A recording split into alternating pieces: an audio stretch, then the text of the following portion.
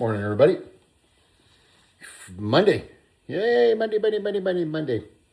Doing some oatmeal. This is after my workout. And yes, I have a whole bunch of these though, just so you know. I bought them from Costco. They're the Zero Breeze, Zero Cool, 023s or something like that. So it's not like I wear the same black shirt all the time. And I know everybody at the gym, I go, oh, that guy's wearing the same black shirt all the time. I don't care though. I'm at the point where I barely want to. So I want to impress people, but I don't care if they're impressed. It's kind of weird. Maybe it's like I don't need to go out of my way to impress them. I guess I don't know. It's a kind of a weird place to be.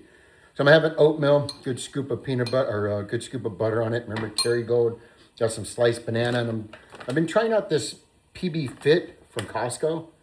I think it's pretty cool. I mean, it's got per scoop. It's got 7 grams of protein in it, so that's kind of a win all day long if you can get a little bit of protein inside of anything. And I do. I have the Yucca app. If you guys don't have it, it's kind of cool because you can go inside of places, any kind of store, just about and scan almost anything. And it's based on reviews. And what you could do is you scan it. It'll tell you between 1 and 100 and what the score of that particular item is. And some of the things you think are really, really healthy aren't that good. And so it'll give you a 50 or say poor, or 50 I think is average or okay.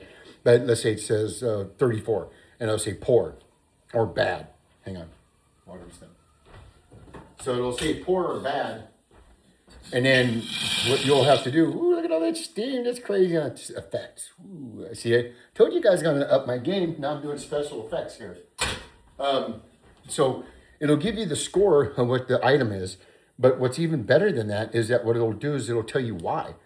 And it'll tell you high in fat, high in calories, or it'll even go into some of the chemicals that are in there and it'll say known to cause autoimmune disease, blah, blah, blah.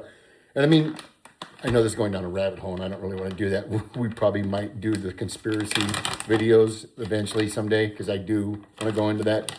But most of my stuff right now is about how to get past divorce because that's what I'm going through. And that's what this channel started off as. Most great things always evolve though, and this is a great thing for me. Again, if nobody gets anything out of it, that's okay. If I help one person, that's even better. If I help 50, it's even more better, much better. So, real quick on the rabbit hole part of it, autoimmune disease. I don't remember, I'm 58 years old, and I don't remember hearing about autoimmune disease whenever I was younger. I really don't. Maybe there was something, or maybe they didn't have a way to discover it back then or something. But there was no real talk about autoimmune disease. And what they're trying to make it sound like to me, conspiracy theory, little rabbit hole, grassy knoll, 2 shooters kind of thing. But I think what they're trying to do is make it sound like, oh, it's your body having an immunity issue. I don't think it's that. And I don't want YouTube to ban me, but I'm going to hypothesize that maybe it's all the stuff that we're being exposed to. Leave it at that. Because in this Yucca app, it'll tell you too some chemicals that are known to flare up autoimmune. So they try to make it sound like, oh, you have a condition and this might affect that condition, rather than this is creating a condition. You see what I'm saying there? Big pharma, big aggie, big food and all, just everything. Everything's out to get us, guys. So stay as healthy as you can. So I put bananas in here and everything else too. Sometimes I'll do this, but I don't like to have both because that's a little too much carbs for me. But oatmeal is a great slow burning carb. My only problem is I get really bloated on it sometimes. And that bloat will last all day long because it just swells up in my belly for some reason. So I try to only do oatmeal probably like 3 times a week, but I try to take it easy. But I do need some kind of a carb after I work out. That's what I've read. It's really good to get your body some carbs afterwards. So today's video is going to be about the mind and the heart. Why do they not trust each other? Can't we all just get along? That's what I'm going to name this. The mind and the heart. Can't we all just get along? A little parable for back in the Rodney King days. So, the heart wants what the heart wants. Everybody's heard that phrase before. And I never really thought too much about it, and what it means to me now is that your heart will tell you something regardless of facts. Your mind is always the greatest, as long as you're a clear mind and you're not really like twisted and stuff like that. But if you are a level-headed person, if you calm your heart and you calm your mind, calm your spirit and everything else, your mind will almost always guide you towards the right direction. Now, in the Bible, it talks about how pure love, being the most powerful force in the universe, and it believes all, heals all, clears all, does not boast, doesn't have ego, doesn't swell up, doesn't. Da, da, da. I think that's a goal to get to, but unfortunately, our emotions are different than what the heart is. The heart that we have, we call things love, and we mean that we love that person. But love is tied to a lot of complexities about who we are, how we feel, how that person makes us feel about ourselves. Pure love, unconditional love, the one that the Bible talks about, is something I don't know if we'll ever reach in these forms. I just don't think we can. I think we have too many things that have developed who we are, insecurities, fears, even us being angry and aggressors and egotistics, and there's so much complexities that makes us who we are, that the heart and love, I don't think we'll ever get to pure love. So the heart will always tell you one thing, and that's based on your experiences. It'll tell you lies. It'll tell you sweet little lies. It'll tell you things that doesn't make sense. And regardless of what your eyes see and what your mind tells you, it'll always tell you that. Now, your mind, again, this is based on you not being a torturous soul and having demons and a lot of other things going on too. But if you're a clear thinker, your mind will always pretty much tell you the truth about stuff, because it's a calculator. It looks at facts, statistics. It's running an analysis. It's looking at data. It's an Excel spreadsheet with formulations inside of it. And the formulations have to be correct. That's what your mind wants.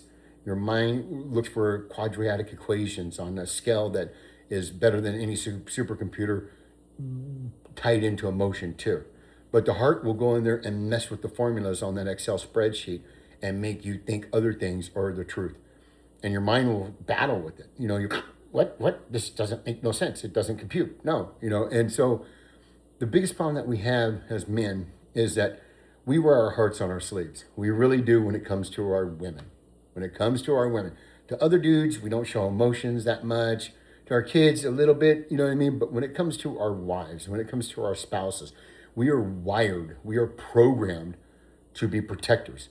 We are programmed to want to be the dragon slayer. And I've used that phrase a lot of times in many, many videos, but that's what we're wired to be. So our emotions are connected to, this is still our woman somehow or another, because you can't just cut that off. You can't just cut it off. They're still family. They're still part of who we are. So when we're battling of what they're doing versus what we want to do for them, and we trying to interpret what that means, or not even being able to accept what they're doing as like, oh my God, this really means she freaking hates me. This means she really moved on. This means that our battle will be, well, she's just wanting to, test my love, or she's just wanting to see how much I do care about her, or maybe she's right, I need to step up and I need to do this and that. And you're going to get stuck in a spot where if you keep listening to that, you're going to be in this constant loop. And the loop is going to be a reset every time. Every time you act on the heart, it resets the algorithm and it gets you back to stage one almost every time. It did for me too. And I was watching someone special do stuff I never thought ever would happen.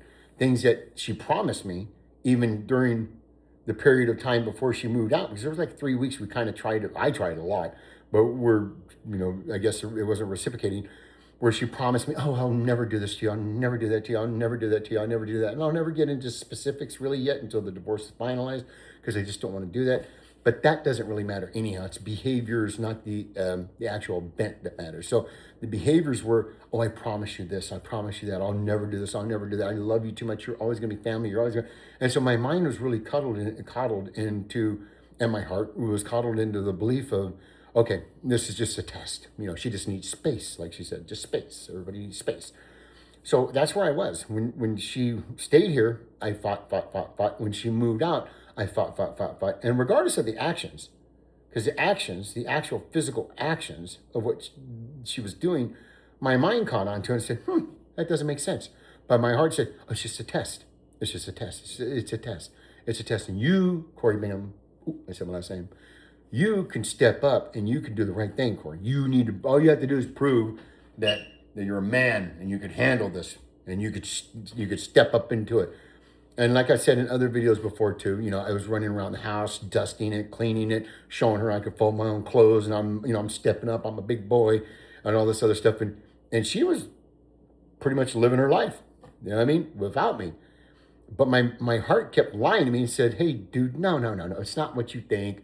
It's not what you think. She still loves you." And most of the time, it's because her actions were telling me that too.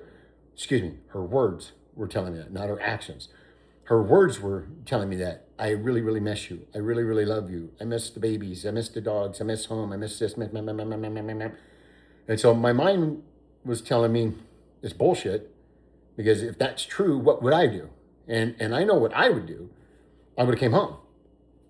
That's what I would have done. I would have came home, even if it was something she did that was so devastating to me that I had to have a break. And I believe breaks are okay sometimes, but you have to heal together. You can't heal it apart.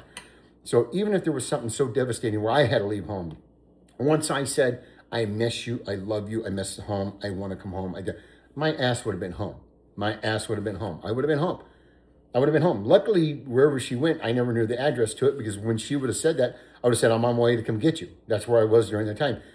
Even though my mind would have said, dude, what are you doing? That's stupid. If she wanted to come home, if she really missed you, she really loved you, she really wanted to get back to the house, if she really missed the babies — when I say babies, I mean puppies, dogs — she would have came. That's what my mind kept telling me. My heart was like, go get her, And it wasn't the case. And I battled that for a while. It was back and forth, back and forth, back and forth, back and forth a lot.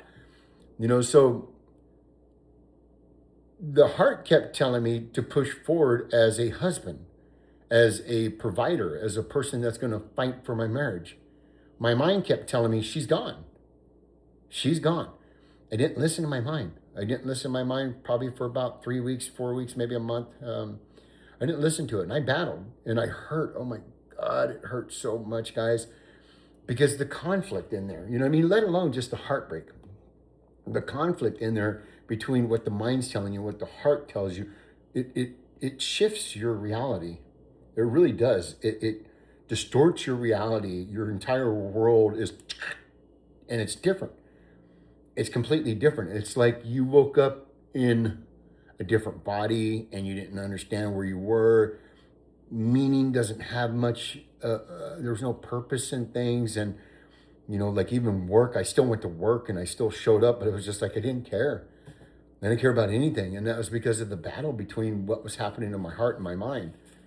I wish I would have listened to my mind earlier, but I think I had to go through the pain and the suffering. And I think I'm doing phenomenal, really, because of the fact that lots of people, everybody tells me, dude, you're shining, you're doing great. I can't believe it's only been 90 days. Look at you, you're glowing. I was at 60 days and people started telling me that you're glowing. This is your moment. Look at you, you're doing fantastic. And slowly but surely, as my mind was able to take over the majority of the processes of my life and my interpretation of what was happening in this relationship, I was able to come to terms with that other person wasn't acting on love at all. They were acting on control, acting on anger, acting on spite and revenge. And no matter what came out of this person's mouth, the actions is what I saw. And when the divorce is final, I'll go through some of the actions to where you guys can identify with it too. But I just want to say these two things basically is that if the words on your spouse, your ex, your person you're separated with, if her words don't match her actions, then there's a conflict with what's going on with you too then.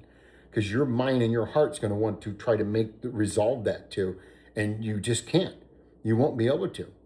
You're going to have conflict inside you. And conversely, I'm sure that there's a little bit of conflict on that other side too, because I can't imagine someone walking away from an almost 17-year marriage and not feeling nothing. I can't imagine that. But what I don't care about, because that part doesn't matter at all if your actions don't show something. You have to have action. I had a video up said love is an action word. And it is. If her actions don't match what she's saying, you got to start thinking logically. You got to pull your heart out of it. Stop conflating and justifying her actions as being there's something lesson in it. There's something you have to learn from this. There's something you need to get out of it. because it's bullshit and it's just going to prolong the inevitable, and you're going to lose yourself. This is the moment that you guys have got, like we talked about, I think Friday. This is the moment for you to start reconnecting with yourself and rebuilding, rediscovering. This is that moment. The fastest as you can get to that point where you go, hey, I need to start working on me. Then you can start to really grow. And it doesn't matter. It doesn't matter if it happens in a month or 6 months, but you guys have got to get there. We've got to get to that point. And the only way to get to that point is you got to shut your heart down. And I don't mean stop loving. And I don't mean pretend like you don't hurt. But what I mean is your mind has to be in control. You have to listen to your mind. You have to listen to your mind, because your heart is going to be, it's going to tell you lies. It's going to bring up, 5,000 images of what you did during your marriage, and when you were holding hands and walking down the beach, or the first time you guys went on a trail, your very first kiss, the first drive-in movie you ever went and saw, the first time you guys snuggled, the first time she spent the night, the first time that, on the steam of the shower, you went and put a heart on there. The first time she wrote something in a lunchbox and put it in a napkin and threw it in there. The first time that, everything. Your heart's going to keep reminding you that. Pop, pop, pop, pop, pop. It's going to be these little bubble images that's going to come up everywhere. And you're going to be thinking, oh my God, I got to fight for her. I got to fight for her. I love her. I can't be without this woman. But you can. Damn it. I'm telling you, you can. Absolutely you can. Logistics, physicality, and timing dictate that you can survive this. You can walk away from this event and physically be okay, without a doubt. You mentally can try to work on disconnecting by working on yourself. Connect to yourself and it will be okay. You can change your location. Stop being in her proximity. If it hurts too much and her actions don't line up with her words, get out of that situation. Stop being there. If you guys are living together while you're going through this, do something about it. Get your own room, do this own thing on the weekends. Just get out of the house and I mean, stay out of the house. Go to a hotel for a while. Start working on yourself. The fastest you can start working on yourself and accept what your mind is telling you as the truth, the quicker you'll start healing. That's what's important here, guys. We don't have much time. You got to get your shit together. And the only way to get your shit together is you have to accept reality. You have to accept it. And I'm not saying do it mean, being cold, vindictive, hateful, trying to keep the kid. No, I'm talking about you, working on you. The fastest that you can get aligned with your spirit, your mind, and your body, the faster you can start healing.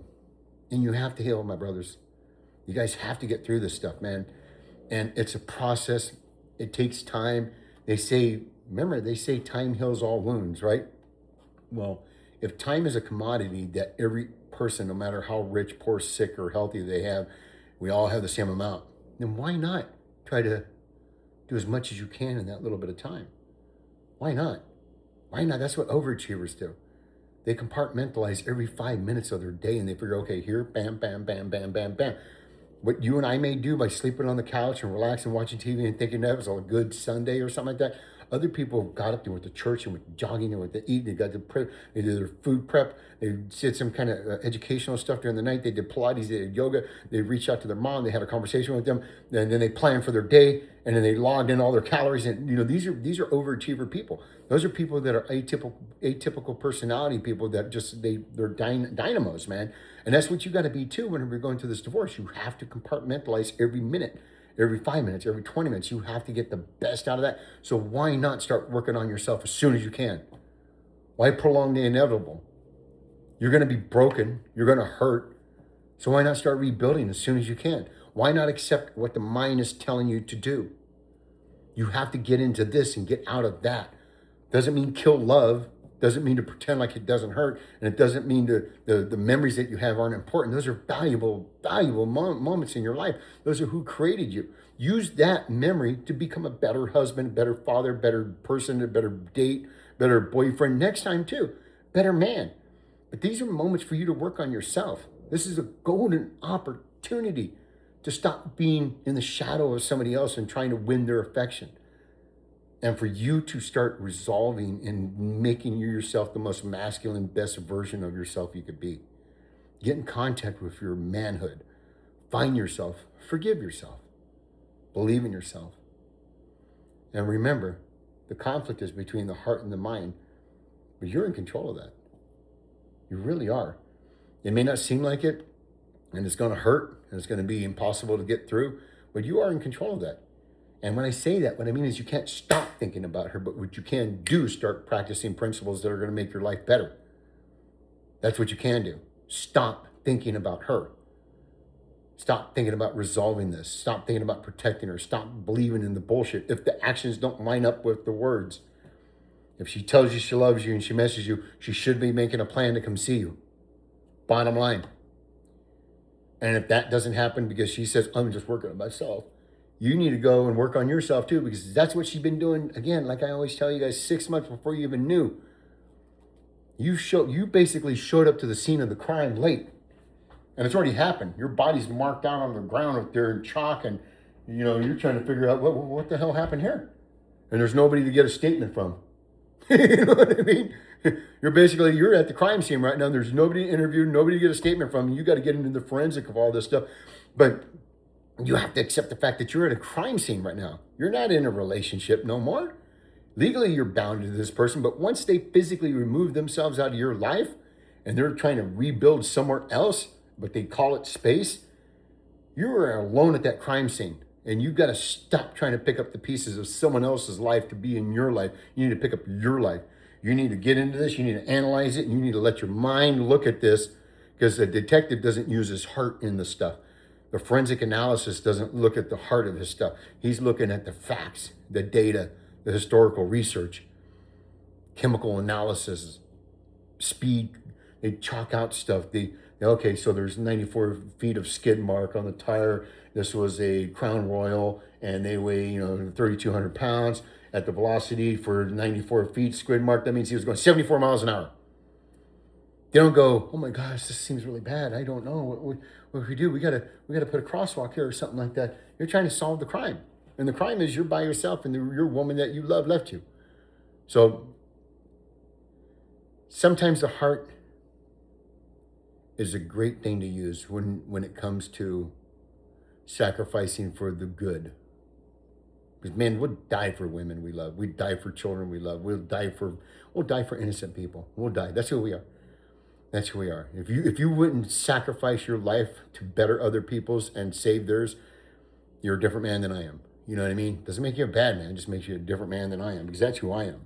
I'd sacrifice my life for the ones I love and for innocent people in a heartbeat. There's no greater honor than that. But you can't do it for someone that doesn't care about you. So, mind and the heart. During separation, you gotta start paying attention to just your mind. You guys have a great week.